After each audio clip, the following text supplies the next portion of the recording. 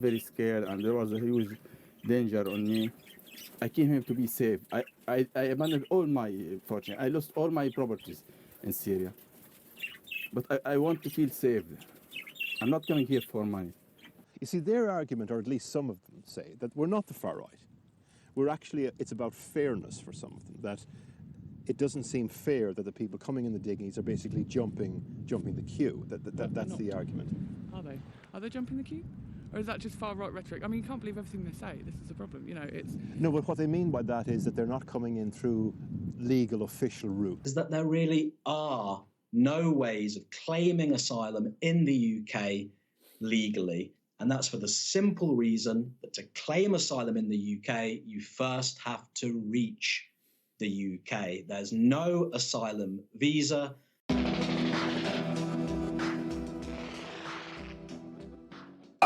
Hello and welcome to our little chat.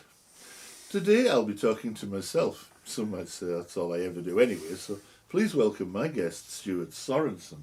Hello. In this video, we'll be discussing Priti Patel's latest attempt to prove, as if it needed proving, just how lacking she is in basic humanity and common decency. The Home Secretary's new Nationality and Borders Bill seems designed to demonstrate just how callous, cruel and above all scummy Boris's government really is. Not to mention how reprobate and unfit to represent anyone his majority of sycophantic, opportunist, nest-feathering MPs really are. You can't say that. I just did.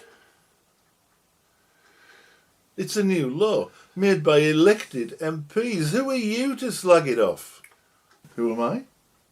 Well, I'm a voter. I'm a British citizen and, above all, I'm a decent and fair-minded human being. And I dislike my government enacting illegal laws. What do you mean, illegal? How can a law be illegal? There is such a thing as international law. We've left Europe now. We're not bound by their silly rules. We haven't left the United Nations, though, have we? And maritime law would still apply even if we had. What are you going on about? We can't insist that other nations break international law. That's just not up to us. We aren't asking anyone to break the law. Who are we trying to get to break international law? The French, for a start. Don't talk soft. Priti Patel wants the French Navy to kidnap people they find in their side of the channel and drag them back to France against their will. That's illegal. They don't have to escort them to British waters, though. I think you'll find they do. That's maritime law. They're obliged to do what they can for sailors in distress on the sea, and given the unsuitable nature of many of the craft they come across, they're more or less obliged to define the occupants as in distress. Then they should escort them back to France. That doesn't work either. That's what I mean by breaking international law. Every human being has an internationally agreed right to seek asylum from any country they choose, however they get there. According to international law, there are no illegal ways to claim asylum. But why British waters? Well, they can't do anything else. The French Navy can't actually enter British waters, so they take them to the boundary and they'll leave them there. They could just leave them in the middle, in international waters. There is no middle.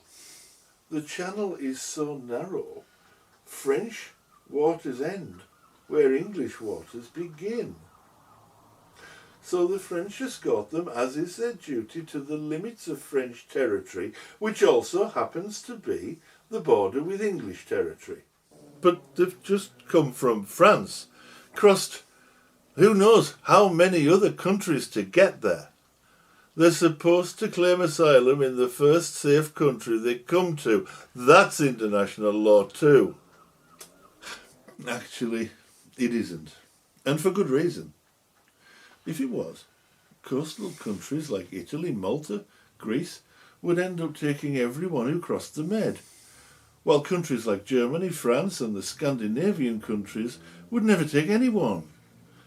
So there's no obligation to stay in the first safe country. Are you sure about that? Well, apart from European Union countries, or at least those that signed the 2004 Dublin Agreement. That included a condition about the first country you come to, and it does seem to have prevented the bulk of refugees from coming to UK. But since we've left Europe, we can't rely on that anymore. And international law says people can go anywhere. Really? How cool is that? Don't you just love your Brexit? But why are they all coming here? They're not.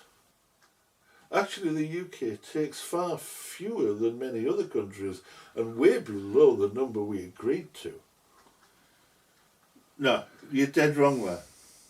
Per capita, we've accepted only 1.8 asylum seekers and refugees per 100,000 of the population. Even little Belgium does better than us with 2.7 per 100,000. Germany's on 3.1 and the French have 4.13 per 100,000. The Swedes have accommodated a massive 14.6. And notice they aren't going to Islamic countries. It's an invasion. It's a Trojan horse. Really? Yemen hosts 10.5 per 100,000 and Iran 12.5. Jordan houses 89.5 and the Lebanon scores a massive 208.9 per capita. Syria, despite its own problems, increased its refugee intake in 2019 to 29 times what it took in 2016. But don't believe everything that far-right cockwombles like Nigel Farage and Katie Hopkins tell you. Then why don't they come here through proper channels? Because there aren't any. Well, not really. There is a UN mechanism to apply to come here before you've actually hit UK, but it's vastly oversubscribed and it takes time that many of them just haven't got. Not if they want to survive. Anyway, as I keep telling you, there's no illegal route to enter the country if you plan to claim asylum or refugee status. So you don't think it's an invasion then? Of course not. These people are fleeing persecution or war. They're not looking to start a fight, they're trying to get away from one. They're coming here, the few that do, either because they already speak English. Remember, the British Empire was huge. Lots of nations speak our language because we forced them to. And many have family here. People we invited to come and help rebuild the country after World War II. But they shouldn't be using our lifeboats like a taxi service. That's more Farage nonsense. Nobody gets in an inflatable boat to cross the channel, let alone put their child in it, unless it's safer than where they've come from. And they don't expect it to sink or get into trouble halfway across. They're not using the RNLI like a taxi. They're just doing what the United Nations Refugee Convention tells them they can. They're getting to Britain by any means possible and claiming asylum or refugee status. Only those that get into trouble need lifeboats, just like anyone else in distress in the water. But it's illegal. There are no illegal ways to seek asylum. That's international law. Well, I think the lifeboats should just leave them where they are. Let them drown if that's what they want. Funnily enough, that's exactly what Priti Patel wants to happen. It's what the MPs who support her bill want too. In fact, RNLI crews that rescue refugees in the Channel could face up to 14 years in prison. Think about what? About the inhumanity, the injustice of facing 14 years inside for saving lives. I don't pay my taxes to have lifeboats saving refugees. That's true, you don't. The lifeboats are funded by public subscription. It's a charity. And you know what? The day after Priti Farage did his rant against the lifeboats, they were given £200,000 in public donations. That's a lot. It is, isn't it? They normally only get between 6 and 8 grand a day. Priti's rant earned them an extra 194 grand from people who understand the value of human life and are compassionate enough to want to preserve it. Mugs, no. Just be grateful.